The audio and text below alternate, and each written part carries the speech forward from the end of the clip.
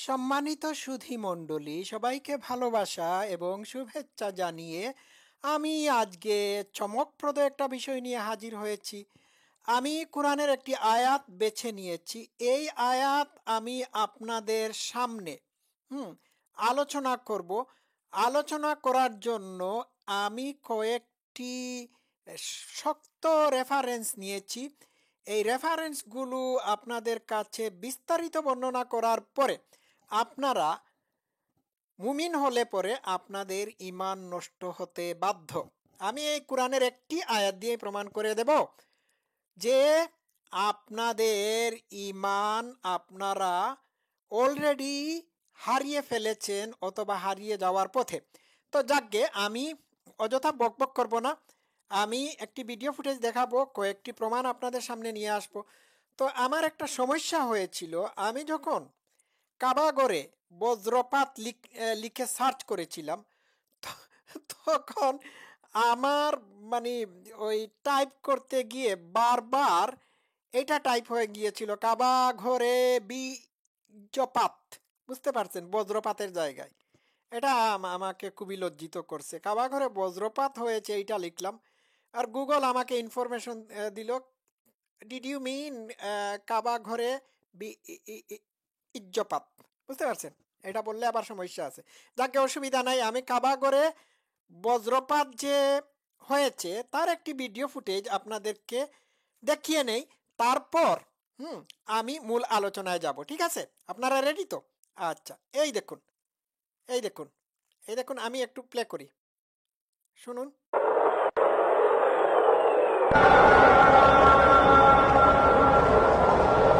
দেখছেন, দেখছেন, কাবা ঘরের জমজম ক্লক টাওয়ারের উপর বজ্রপাত হয়েছে। এইবার আমি কোরআনের আল্লাহকে একটু ধরি। হ্যাঁ, আল্লাহ কোরআনের সূরা 13-তে বলেছে বজ্রপাত সম্পর্কে, আর বজ্র তার সপ্রশংস তাসবি পাঠ করে এবং ফিরিস্তারাও তার ভয়ে তার তাসবি পাঠ করে থাকে। আর তিনি গর্জনকারী বজ্র পাঠান। কার কাছে পাঠান ভাই? একটু আগে দেখলেন তো আল্লাহ কার কাছে বজ্র পাঠিয়েছিল। ঠিক আল্লাহ তার ঘরের ছাদের উপর বজ্র পাঠিয়ে বজ্রপাত ঘটিয়েছিল। ঠিক আছে, তো আল্লাহ, আর তিনি গর্জনকারী বজ্র পাঠান কোথায় পাঠান? কাবা ঘরে পাঠান, মসজিদের ছাদের উপর পাঠান, মুয়াজ্জিনের মাথায় বা মসজিদের ইমামের মাথায় বা মুসল্লিদের কপালের উপর আল্লাহ বজ্র নিক্ষেপ করে থাকেন। তো এখানে আল্লাহ তিনি গর্জনকারী বজ্র পাঠান, কোথায় পাঠান? এরপর দেখুন এখানে কি বলছে আল্লাহ, অতঃপর যাকে ইচ্ছা তা দ্বারা আঘাত করেন, আর তারা আল্লাহ সম্বন্ধে ঝগড়া করতে থাকে, আর তিনি শক্তিতে প্রবল, শাস্তিতে কঠোর। তো ভাই, এই আয়াতে আমরা যেটি পেলাম সেটি হলো আল্লাহ গর্জনকারী বজ্র পাঠান। তো কোথায় পাঠান? আমি তো একটু আগে রেফারেন্স দিয়ে দিয়েছি, প্রমাণ দেখিয়েছি। আর একটু পরে আমি দেখাবো আল্লাহ কোথায় কোথায় বজ্র পাঠান। এরপর আল্লাহ বলছে, অতঃপর যাকে ইচ্ছা তা দ্বারা আঘাত করেন, তারা আল্লাহ সম্বন্ধে ঝগড়া করতে থাকে। অবশ্যই ঝগড়া করতে থাকবে আল্লাহ সম্পর্কে, কেন করবে না?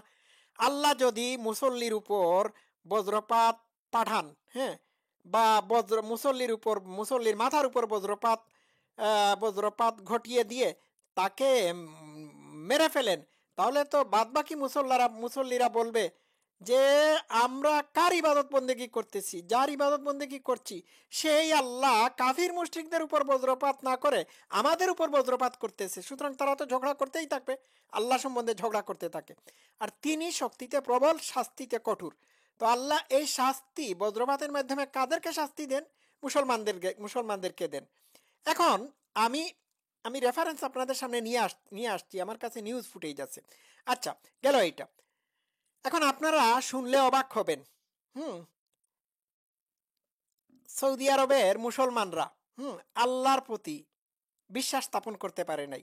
আল্লাহ যে কোরআনে ভুলভাল কথা বলেছে সেটির উপর তাদের মোটেই ঈমান নাই। তারা কাবা ঘরকে বজ্র নিরোধক যন্ত্র দ্বারা রক্ষা করার চেষ্টা করতেছে। কাবা ঘরেও বজ্র নিরোধক যন্ত্র আছে, ইভেন মুহাম্মদের রওজা শরীফে অথবা কবরে বজ্র নিরোধক যন্ত্র রয়েছে বলে আমি যতদূর আমি জানতে পেরেছি। তাহলে আল্লাহ মানে মুসলমানরা আল্লাহর উপর 100% বিশ্বাস করতে পারতেছে না, কারণ এই আল্লাহ উল্টাপাল্টা কথাবার্তা বলে থাকে। এখন যে আল্লাহ নবী মুহাম্মদকে শেষ নবী হিসাবে পাঠিয়েছে বলে বিশ্বাস করা হয়ে থাকে, হ্যাঁ, এবং যারা বিশ্বাস করে থাকে সেই বিশ্বাসী মুমিনরা নবীর রওজাতে বজ্র নিরোধক যন্ত্র লাগিয়েছে। কারণটা কি? কারণ তারা জানে আল্লাহ ওইখানেও বজ্রপাত ঘটাতে পারেন। সরি, আপনারা অন্যভাবে পাত মনে করবেন না, আল্লাহর এইটা নাও হতে পারে, বজ্রপাত হতে পারে। তো আল্লাহ যে এখানে বলল অতঃপর তা যাকে ইচ্ছা তা দ্বারা আঘাত করে, বজ্রপাত দিয়ে বা বজ্র দিয়ে আঘাত করে। তাহলে দেখি আল্লাহ কাকে কাকে আঘাত করেছে, একটু দেখা যাক। হ্যাঁ, মসজিদে আজান দেওয়ার সময় বজ্রপাতের শোকে মুয়াজ্জিনের মৃত্যু। বুঝতে পারছেন? আমি এই মুয়াজ্জিনকে দেখাচ্ছি, আম সো সরি, এই লোকটি মারা গেছেন যে, হ্যাঁ, এই দেখুন। তো আল্লাহ তাকে মুয়াজ্জিন হওয়ার জন্য কি শাস্তি দিল? কারণ আল্লাহ তো কোরআনে বলছে, এই জায়গায় দেখুন না, এই দেখুন, হ্যাঁ, অতঃপর যাকে ইচ্ছা তা দ্বারা তিনি শাস্তি প্রদান করে থাকেন। দেখি আরেকটু আয়াতটা আরেকটু দেখি, সেকেন্ড অনুবাদে কি করা হয়েছে। যাকে ইচ্ছা তাকে আঘাত করেন। তো বেটা আল্লাহ, তুমি যাকে ইচ্ছা তাকে আঘাত করো, ভালো কথা, কিন্তু তোমার ইবাদত বন্দেগী করার জন্য যে মুয়াজ্জিন মিনারে গিয়ে মানুষকে, হ্যাঁ, চিৎকার করে ডাক দিল, তার মাথায় বজ্রপাত ঘটিয়ে তার মাথায় বজ্র নিক্ষেপ করে তাকে কেন মেরে ফেললে?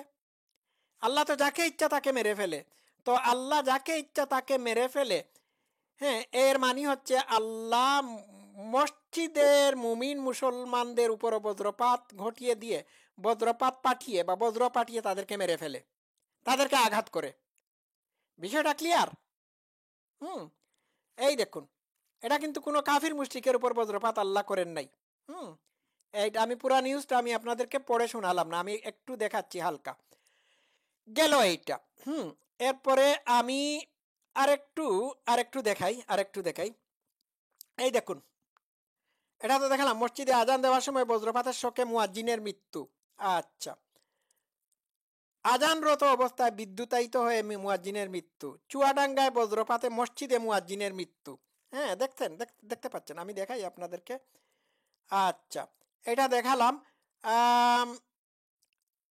আরেকটু দেখাই, মসজিদেও আল্লাহ বজ্রপাত ঘটায়। এই দেখুন, আমি পড়ে শোনাবো না, আমি খালি ইয়েগুলো দেখাচ্ছি, নিউজগুলো শিরোনাম দেখাচ্ছি। সুনামগঞ্জে মসজিদের উপর বজ্রপাতে নিহত 13, বিবিসি নিউজ বাংলা। আচ্ছা, মসজিদে আজান দেওয়ার সময় বজ্রপাত। আচ্ছা, আয়াতে পড়ে যাচ্ছি। আচ্ছা, মসজিদে যাওয়ার পথে বজ্রপাতে ইমামের মৃত্যু। কি বুঝলেন আপনারা?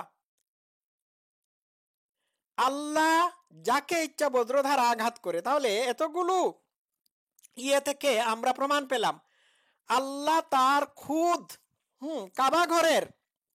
কাবা ঘরের উপরও বজ্রপাত, বজ্র দিয়ে কাবা ঘরের ছাদকে ভেঙে দেওয়ার চেষ্টা করে, নবীর রোজায় বজ্রপাত ঘটাতে চেষ্টা করে।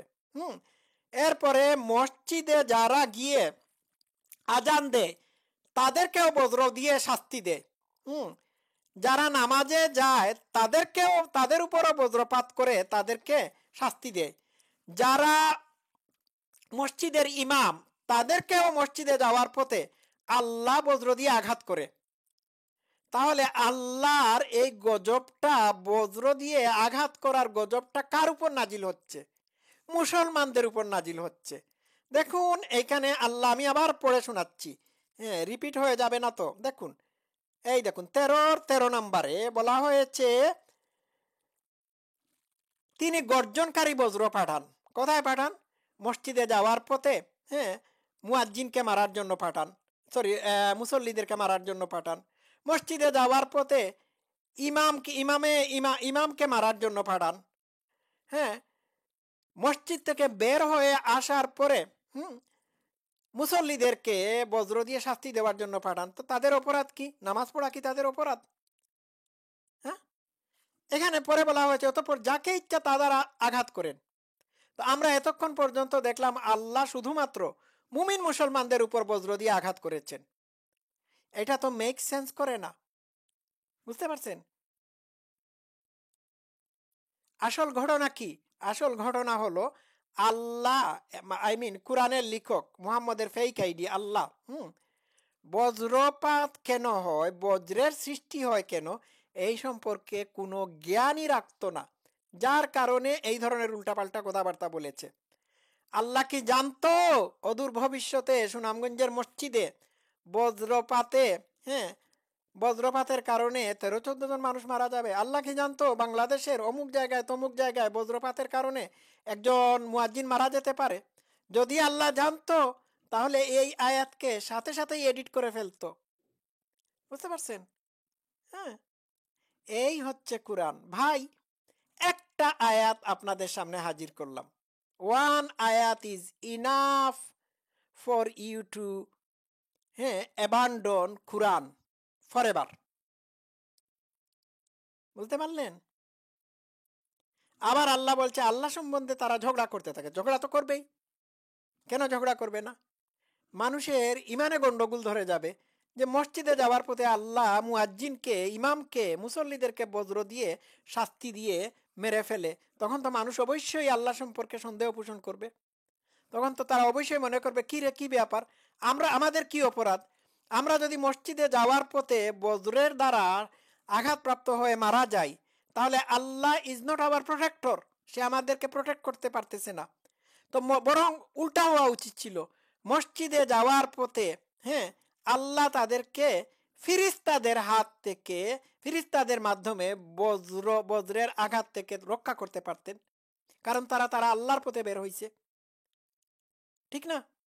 মুয়াজ্জিন যখন আল্লাহর জন্য মানুষকে আজান দিয়ে ডাকতেছে, সেই জায়গায় সে বজ্রপাতে মরবে কেন? তাকে সুরক্ষা দেওয়া আল্লাহর দায়িত্ব ছিল। ঠিক আছে, বজ্র তার দিকে ধাবিত হলে পরেও আল্লাহ সেই বজ্রকে, বজ্রের বা বজ্রের মানে ডাইরেকশন চেঞ্জ করে করে দেওয়া উচিত ছিল বা উচিত, কিন্তু আল্লাহ এটা করলো না। এর কারণ হচ্ছে আল্লাহ নাই। হ্যাঁ, বজ্র কাউকে ছাড়ে না। দেখলেন তো, প্রমাণ দিয়ে দিলাম। এই আয়াতই, হ্যাঁ, কোরআন মিথ্যা প্রমাণিত করার জন্য যথেষ্ট, সাফিসিয়েন্ট। আজকে এই পর্যন্ত থাকুক, সবাই ভালো থাকবেন, লাভ ইউ অল।